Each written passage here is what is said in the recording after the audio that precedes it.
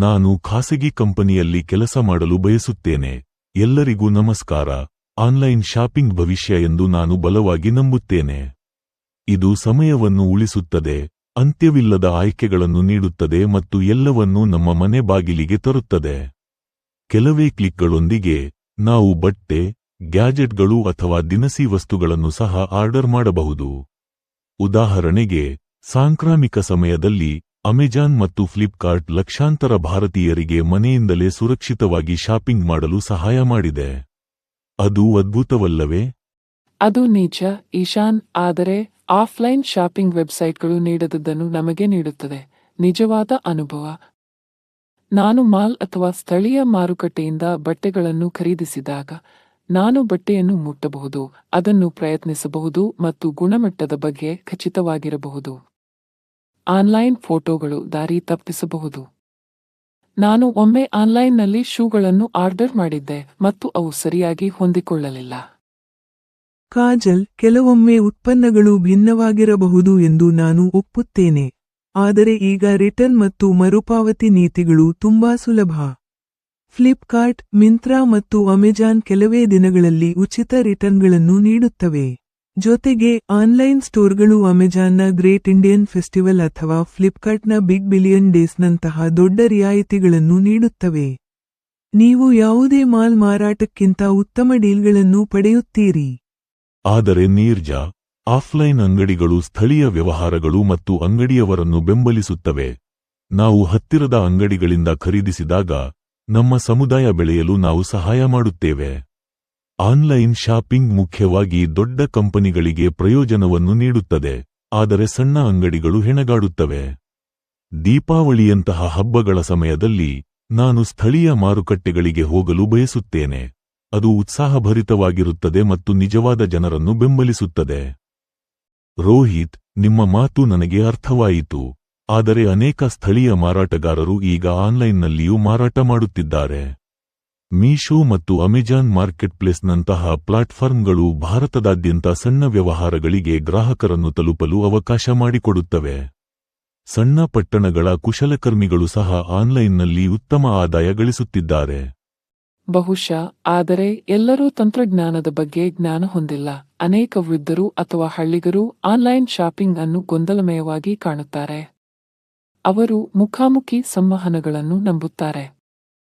Offline ಅಂಗಡಿಗಳಲ್ಲಿ ನೀವು ಚೌಕಾಶಿ ಮಾಡಬಹುದು, ವೈಯಕ್ತಿಕ ಸಲಹೆ ಪಡೆಯಬಹುದು ಮತ್ತು ಉತ್ಪನ್ನವನ್ನು ತಕ್ಷಣವೇ ಪರಿಶೀಲಿಸಬಹುದು. ವಿತರಣೆಗಾಗಿ ಕಾಯುವ ಅಗತ್ಯವಿಲ್ಲ ಅಥವಾ ನಕಲಿ ವಸ್ತುಗಳ ಬಗ್ಗೆ ಚಿಂತಿಸುವ ಅಗತ್ಯವಿಲ್ಲ. ಆದರೆ ನಾವು ಅನುಕೂಲತೆಯನ್ನು ನಿರ್ಲಕ್ಷಿಸಲು ಸಾಧ್ಯವಿಲ್ಲ. ಭಾರೀ ಮಳೆಯಾಗುತ್ತಿದೆ ಅಥವಾ ನೀವು ಅನಾರೋಗ್ಯದಿಂದ ಬಳಲುತ್ತಿದ್ದೀರಿ ಎಂದು ಊಹಿಸಿ. ನೀವು ಇನ್ನೂ ಮನೆಯಿಂದ ಔಷಧಿ, ಬಟ್ಟೆ ಅಥವಾ ಆಹಾರವನ್ನು ಆರ್ಡರ್ ಮಾಡಬಹುದು. ಅಲ್ಲದೆ ಪೇಟಿಎಂ ಮತ್ತು ಯುಪಿಐನಂತಹ ಡಿಜಿಟಲ್ ಪಾವತಿ ಅಪ್ಲಿಕೇಶನ್ಗಳು ಆನ್ಲೈನ್ ಶಾಪಿಂಗ್ ಅನ್ನು ತ್ವರಿತ ಮತ್ತು ಸುರಕ್ಷಿತವಾಗಿಸುತ್ತವೆ. ನಿಮಗೆ ನಗದು ಕೂಡ ಅಗತ್ಯವಿಲ್ಲ. ನೀರಜಾ, ಅನುಕೂಲತೆ ಚೆನ್ನಾಗಿದೆ, ಆದರೆ ಶಾಪಿಂಗ್ ಕೂಡ ಅನುಭವದ ಬಗ್ಗೆ. ಸ್ನೇಹಿತರು ಅಥವಾ ಕುಟುಂಬದೊಂದಿಗೆ ಹೊರಗೆ ಹೋಗುವುದು, ಮಾಲ್ನಲ್ಲಿ ಆಹಾರವನ್ನು ಪ್ರಯತ್ನಿಸುವುದು, ವಿಂಡೋ ಶಾಪಿಂಗ್ ಅನ್ನು ಆನಂದಿಸುವುದು, ಇದು ಖುಷಿ ನೀಡುತ್ತದೆ. ಆನ್ಲೈನ್ ಶಾಪಿಂಗ್ ಆ ಸಂತೋಷವನ್ನು ನೀಡಲು ಸಾಧ್ಯವಿಲ್ಲ. ಅದು ಪರದೆಯ ಮೇಲೆ ದಿಟ್ಟಿಸುತ್ತಾ ನೋಡುವುದು. ಅದು ಸರಿ, ರೋಹಿತ್. ಆದರೆ ಭವಿಷ್ಯವನ್ನು ನೋಡೋಣ. ಜಗತ್ತು ಡಿಜಿಟಲ್ ಆಗುತ್ತಿದೆ. ದಿನಸಿ ವಸ್ತುಗಳಿಂದ ಹಿಡಿದು ಗ್ಯಾಜೆಟ್ಗಳವರೆಗೆ ಎಲ್ಲವೂ ಆನ್ಲೈನ್ನಲ್ಲಿದೆ.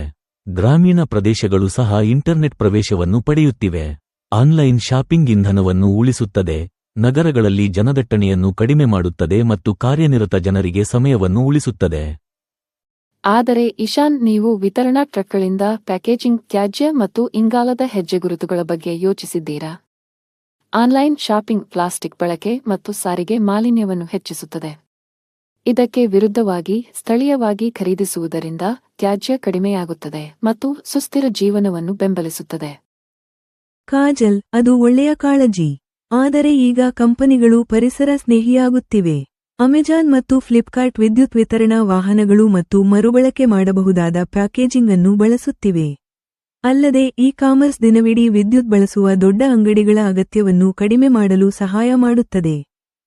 ಆದರೂ ಆಫ್ಲೈನ್ ಶಾಪಿಂಗ್ ಮಾನವ ಸಂಪರ್ಕವನ್ನು ನಿರ್ಮಿಸುತ್ತದೆ.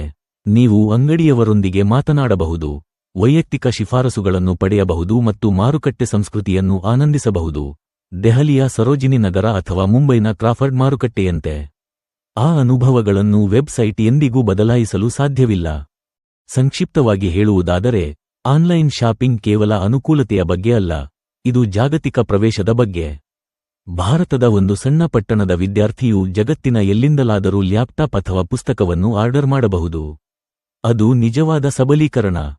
ಮತ್ತು ನಾನು ಹೇಳುವುದೇನೆಂದರೆ, ಆಫ್ಲೈನ್ ಶಾಪಿಂಗ್ ನಮ್ಮನ್ನು ಉತ್ಪನ್ನಗಳೊಂದಿಗೂ ಸಂಪರ್ಕಿಸುವುದಿಲ್ಲ, ಜನರೊಂದಿಗೂ ಸಂಪರ್ಕಿಸುತ್ತದೆ.